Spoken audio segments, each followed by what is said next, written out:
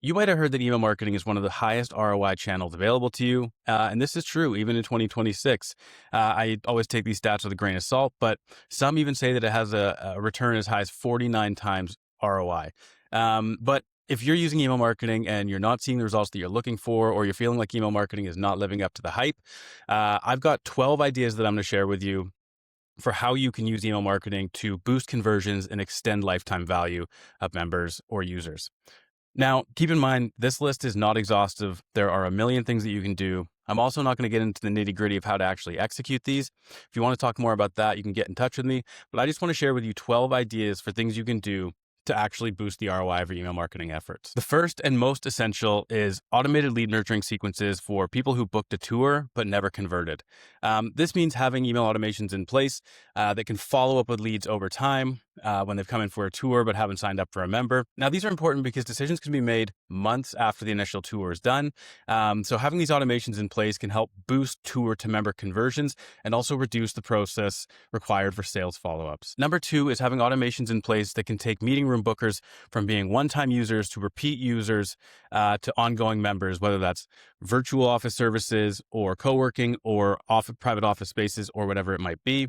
So when somebody comes into your space once, they've shown interest in using the space, you can then guide them into being repeat users with meeting room packages, or you can guide them into being virtual office members where they get an address and they get meeting room bookings bundled into the price. By having these in place, you can extend the lifetime value of meeting room bookers. You can boost conversions without needing to go out and find net new leads, and you can boost recurring revenue from repeat meeting room bookings. Number three is conversion sequences for free trial users or day pass users or any self-serve product offering for that matter. By having these in place, you can capture those people at peak interest, and you can also boost conversions from trial to membership. Four is automated upsell sequences to convert people to virtual office memberships. People are using meeting room bookings or day passes often. You have an opportunity to upsell them automatically into a virtual office membership.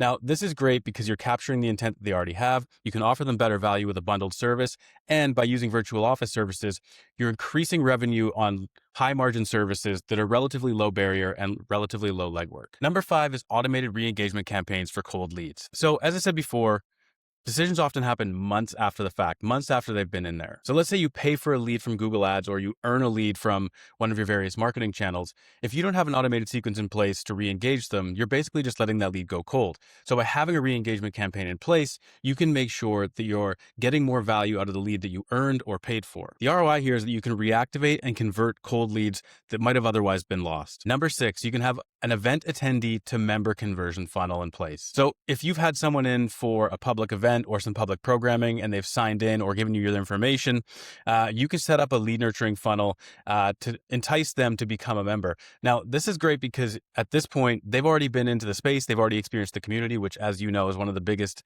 selling points for co-working. So if you're able to reach out to them while the interest is there, it increases your odds of being able to convert them into members. So by understanding who they are, what their interests are, what they came in for, and then having automations in place, you can nurture those event attendees into potentially becoming meeting room bookers or virtual office users, or even co-working or desk or office members as well. Number seven is guest conversion funnels. Now, as a co-working space, you get people's information from all over the place. This could be people that come and sign in on your Wi-Fi. This could be people who come in as guests of your members. It can be people who pop in for whatever the reason might be. But the point is that you're getting high value express consent to reach out to these people. So you can have some sort of email marketing funnel in place that keeps them up to date about what's happening in the space, about membership opportunities or promotions or discounts or whatever it might be. And you can stay in touch with those people over time. Maybe they're interested, maybe they're not. But if you're not trying to reach out to them, you'll never know. My one caution with this would be do it sparingly. If these people are guests of your members, you don't want to bug them, but you do want to make sure that you're putting a feeler out there to seek any opportunities for potential membership conversions. Number eight is having automations in place for new office availabilities or new membership availabilities. So let's say that you have a wait list and you know that somebody's waiting for a private office. When that office becomes available, you can have an automated email that goes out to everybody who fits that criteria, letting them know, hey, we've got an office available on X date. The price is X dollars a month, there's X square feet, and here are all the specifics and the features. And this can go out automatically to people that you know were interested in private offices at one point or another. Now, you never know whether these people have moved on and gone somewhere else, but if you have that information and you have that intent and you understand what they were looking for, this can help convert leads that were interested in the past, but that you might not have had space to accommodate before. And you can make sure that they're automatically getting updated about the availability that you have in your location. Number 9 is putting your newsletter subscribers into a warm prospect funnel. Now, this is a nuanced one because people will sign up for your newsletter for a number of reasons. Maybe it's because they're sort of interested. Maybe it's because they were in the space. Maybe it's because they saw something cool that you put out there.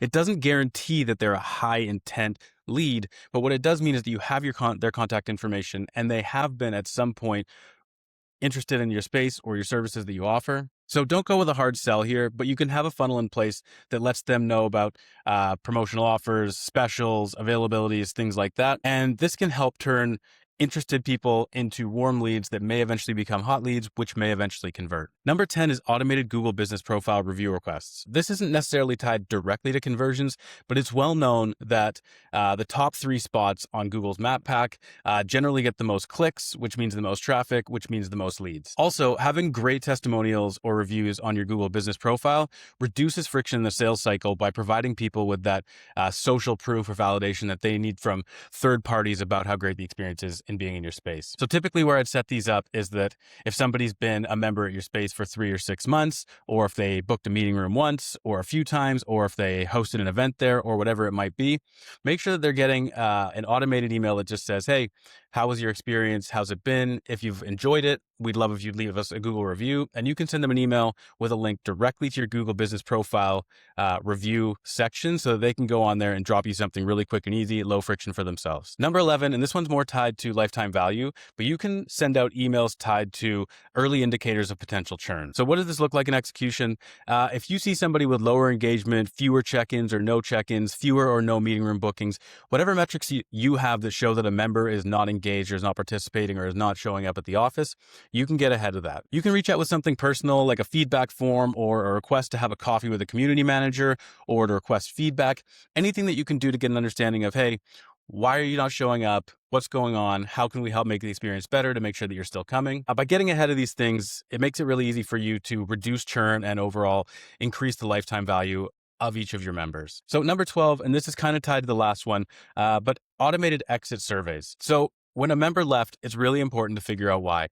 Maybe it's price, maybe it's temporary, maybe their circumstances have changed, maybe they're relocating, whatever it might be. But the more information that you can get about why they're leaving, the better. So this gives you 2 opportunities, right? One of them is to figure out why they're leaving and see if you can maybe re-engage them now or later. If it's price sensitivity, maybe you can extend them a discount to help get them through.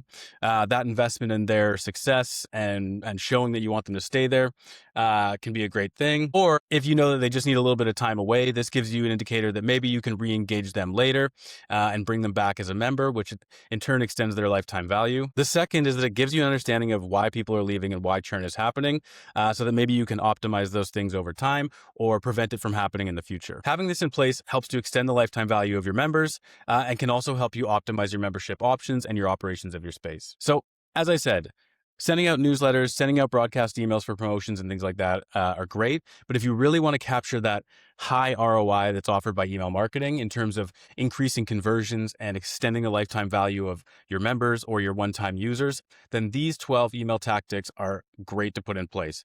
Are you using any of these? Are you thinking of putting any of them in place? Let me know what you think. Drop a comment. I'd love to hear about it.